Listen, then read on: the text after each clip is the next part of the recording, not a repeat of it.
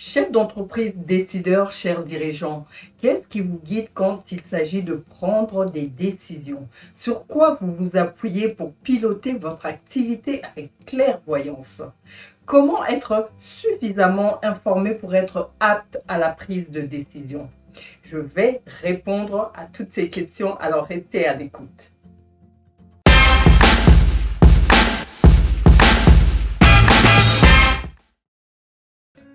Bonjour, je suis Antoinette Mabita, consultante coach formatrice en organisation et en efficacité professionnelle. Alors j'aide les chefs d'entreprise et les dirigeants passionnés à avoir une résonance d'excellence grâce à l'intelligence organisationnelle. Alors aujourd'hui, dans cette nouvelle capsule de la série Organisation en entreprise, je partage avec vous comment prendre les bonnes décisions pour piloter efficacement ces activités. Mais avant de commencer, je vous invite à vous abonner à cette chaîne si ce n'est pas encore fait, à liker la vidéo, à partager pour faire profiter encore plus de monde qui souhaite booster leurs résultats. Et vraiment, si vous pouvez rester jusqu'à la fin pour voir concrètement comment vous pouvez passer à l'action. Comment prendre les bonnes décisions pour piloter avec efficacité ces activités? Si vous êtes décideur, vous êtes confronté à prendre des décisions et vous savez aussi que si vous voulez avoir une visibilité optimale sur toutes vos activités et donc mener à bien le développement de votre entreprise, alors mettre en place des outils d'analyse pour disposer des informations nécessaires à la prise de décision est essentiel. Que ce soit pour augmenter votre chiffre d'affaires, que ce soit pour acquérir des nouveaux marchés, que ce soit pour améliorer l'expérience client, diminuer les coûts de production, etc. Il y a une citation qui dit « On ne pilote que ce que l'on mesure ». Cela veut dire quoi? Cela veut dire que si aujourd'hui vous avez tendance à vous fier beaucoup à vos émotions, à vos convictions du moment ou à votre instinct, dites-vous que c'est bien de prendre en compte tous ces états, mais quand il s'agit de comprendre ce qui fonctionne ou non dans ces activités au quotidien, avoir des données établies vous aidera plus à prendre des décisions éclairées. Et c'est quoi ces décisions et c'est quoi ces données concrètement? Eh bien, ce sont des indicateurs clés de performance que vous aurez sélectionnés, parce qu'il y en a beaucoup, et alignés avec la stratégie de votre entreprise. C'est mon conseil numéro 1. Commencez à les utiliser dès le démarrage de votre activité. Ce sont des outils très efficaces qui permettent de mesurer au fur et à mesure les progrès que fait votre entreprise à aller vers vos objectifs fixés. Et les avantages sont nombreux.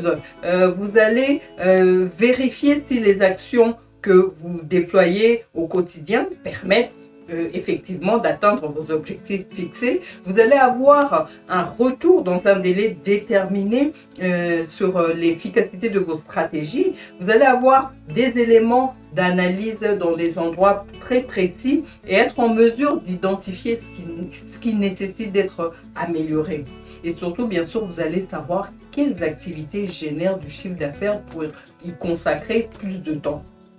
En combinant votre expérience, votre expertise et en disposant d'un tableau de bord efficace et bien pensé, vous allez plus facilement déterminer la meilleure manière de procéder et mieux cibler les pistes d'amélioration à apporter sur vos différents problèmes que vous pourrez rencontrer.